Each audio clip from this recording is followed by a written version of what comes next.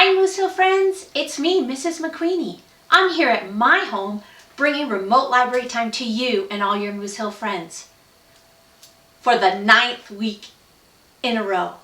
So let's get started.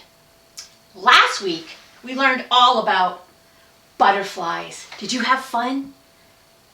I did. Making our butterflies, learning about butterflies, collecting insects, using our magnifying glass to explore. And then don't forget, these are magnets, so you can put them on your refrigerator. That'd be kind of fun. It'll remind me of how much you've grown this year. This library session, this Friday enrichment session, we're going to learn all about the ocean, and especially my favorite creature in the ocean, sharks. I'm wearing my shark shirt. I have my TV on so I can pretend it's the aquarium. It makes me feel so peaceful. I don't have my shoes on, so I can pretend that I have my toes in the warm sand at the beach. So, let's get started. Our first story is a true life story about Eugenie Clark and how she became the world's first ocean fearless scientist. She was 92 years old, and she did some shark diving at 92. Can you believe it? This story reminds me a little bit about my daughter, who's also a shark diver. She came to visit Mrs. Wright's class last year. We'll talk more about Caitlin and things about shark diving later on the website. So that'll be my first story that I'm going to read for you today. My second story is one of my favorite stories because I love the illustrator, Mark Australia. And the name of the story is Hello Ocean. The reason I love Hello Ocean is because when I read it, I can picture myself at the ocean for two reasons. When we read this story together, we're going to use our 5 senses: smell, taste, touch, sight, and hearing. As well as when you look at these illustrations, he painted them, but they look like he took pictures with a camera. They're so beautiful. So I hope you enjoy this story as well. Then, at the end of our website, you'll see one of our favorites that we all love at Moose Hill School, the pout pout fish. Uh-oh. And maybe you haven't heard about this story. It's one of the many sequels of the pout pout fish. The pout pout fish and the big, big dark. Something happens. I hope his friends can help him out as usual. Well, as I always say to you and all your Moose Hill friends when we get ready to read a story, voices are off, eyes are looking, ears are listening. You can even take off your shoes and get ready for a fantastic adventure.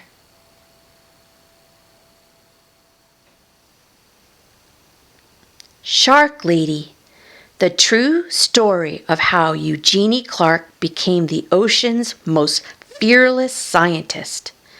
Written by Jess Keating. Illustrations by Marta Alvarez McGuins.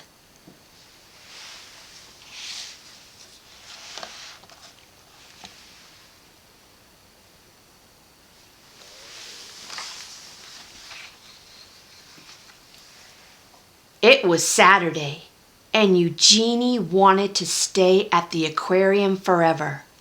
She wanted to smell the damp, salty air and stare at the glittery rainbow of fish.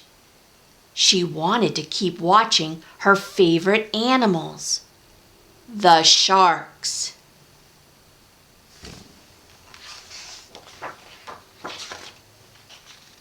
Eugenie pretended she was walking on the bottom of the sea. What would it be like to swim with her sharks? To breathe underwater with gills of her own?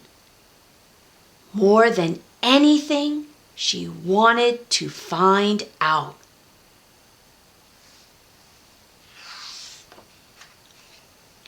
When the summer came, Eugenie's mother took her to swim at the beach in Atlantic City. Stuffing sticky gum into her ears to keep the water out, Eugenie dove. Down, down, down. The salt stung her eyes, but she didn't want to miss a single fish. Constellations of sea stars speckled the pebble sand. She imagined a silvery fin standing strong on her back, slicing through the ocean's current.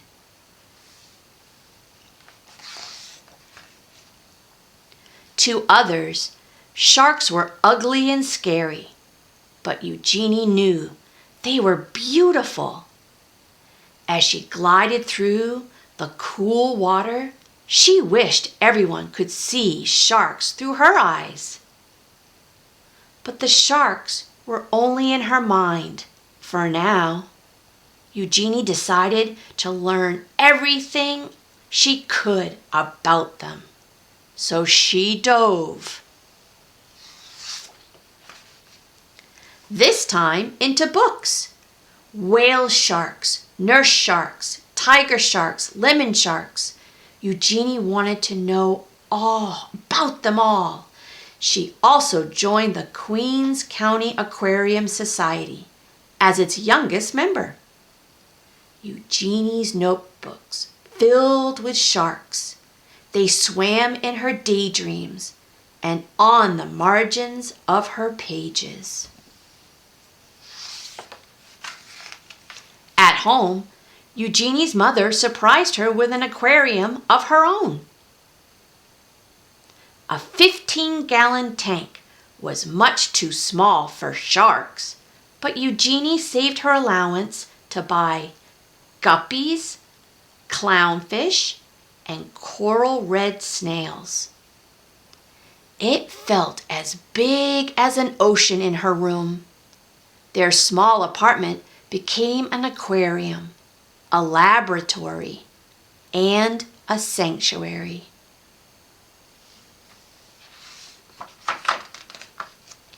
As she grew older, many were still telling Eugenie what to do. Forget those sharks. Be a secretary. Be a housewife. Eugenie wanted to study zoology, but some of her professors thought women weren't smart enough to be scientists or brave enough to explore the oceans. And they said sharks were mindless monsters. Eugenie knew better. Her dream was as big as a whale shark. So again, Eugenie dove. She plunged into every course she could. Her laboratory became her home. From sunrise to sunset, she studied how fish grow, how they behave, and how they were put together, both inside and out. Despite all of the people who didn't believe in her, Eugenie was becoming one of the smartest students in her field. Even after she earned her degree, many still doubted her. But Eugenie's work was just beginning. Eager to make discoveries of her own, Eugenie finally dove into the open ocean. In the Red Sea, Eugenie collected hundreds of fish, including 3 new species that had not been discovered before. The Red Sea sand diver, barred zinnia piperfish, volcano tripplefin. On a research mission exploring the Palau Islands, Eugenie was diving alone when she encountered her first ever wild shark. She wasn't afraid. Instead, she thought it was beautiful.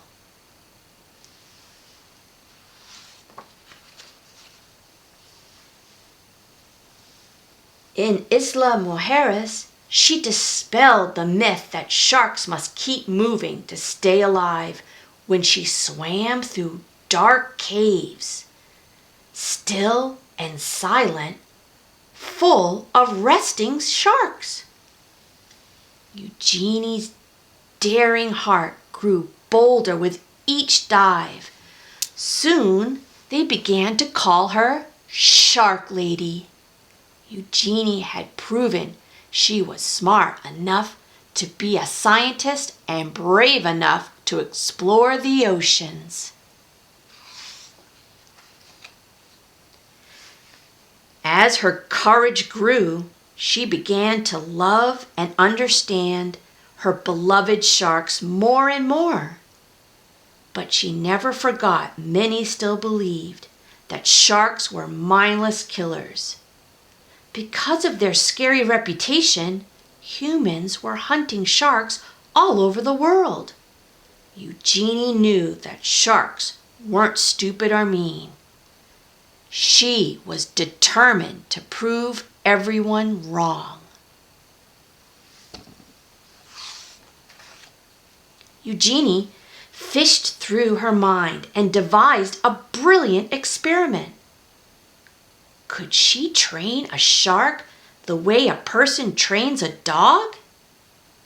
Were sharks much smarter than anyone knew? They were.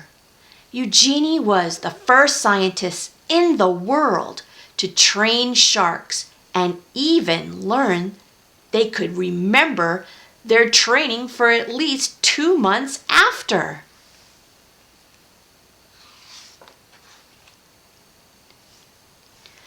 Sharks were not mindless killers. Sharks were beautiful. Sharks were smart. They deserved to be studied, protected, and loved. And Eugenie's dream was now a dream come true.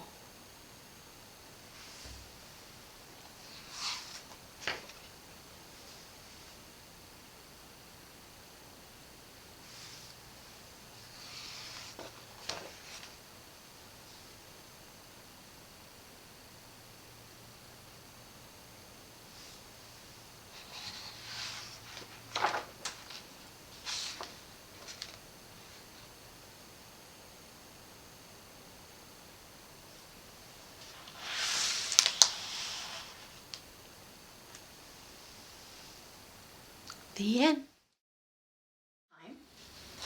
You received in your kindergarten packet a fun activity. It's called Dolphin, Dolphin, What Do You See? Sounds familiar, doesn't it? Brown bear, what do you see? What you can do, boys and girls, it's all a book about oceans and ocean animals. So you open up your book and you see that it says, Dolphin, Dolphin, what do you see? What comes next? A seal. So what you're going to do is take your paper, cut out the seal, and put it right here. And then we say, I see a seal sitting by me. Seal, seal, what do you see? Take a peek. What's next? I see a sea turtle gliding by me. So you would put the sea turtle here. All of the activities are here that we sent home to you and your families. I hope you enjoy it. It's got a lot of fun sea creatures. I wonder which one is your favorite. I think you already know which one's my favorite. The shark. Also, on the website, I also put in some links. This is amazing because I really love this program. It's called Sharks for Kids. And on Sharks for Kids, there's different activities that you can do. For example, you can download and color some shark photos. Oh my goodness, and you can color them. This is a tiger shark, one of my favorites. And these are the sharks that are critically endangered and all the different types of species, as well as videos and other information on Sharks for Kids link as well. Until I see you next time, friends, be safe, be healthy, be happy.